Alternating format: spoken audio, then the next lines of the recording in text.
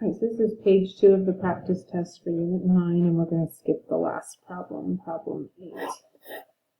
Let's look at number 6. It says $12,500 is invested in an account that yields 4.25% interest compounded continuously. So we're going to use the PERT formula. We know the initial amount, which is $12,500. E, the rate of interest is 0.0425. If no additional deposits or withdrawals are made, how much money will be in the account in 20 years times 20? Wow, so all I have to do is type this into my calculator and I'll get the amount. So let's do that. 12,500 E to the, in parentheses, 0.0425 times 20.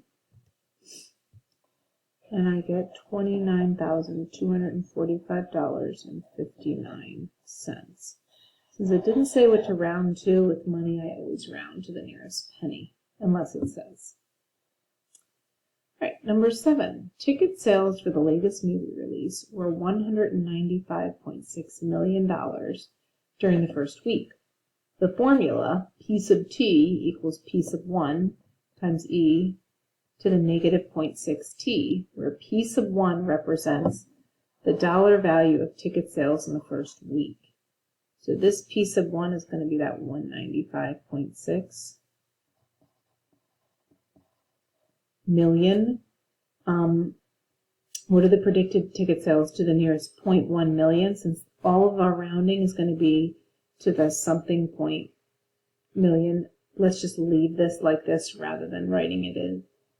Rather than writing it out like that, since they want us to round to the nearest tenth of a million, we may as well just leave it like this. Times E, they already gave us the ratio, the rate, it's negative 0.6, and it's the 8th week, so times 8, so that's my decimal. So just like number 6 above, all I have to do is type this in my calculator. 195.6 times E to the, in parentheses, negative 0.6 times 8.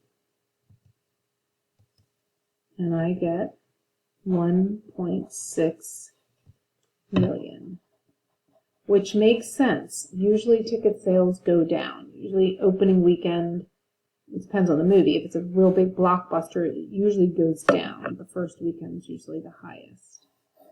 Okay? And that's all there is for page 2.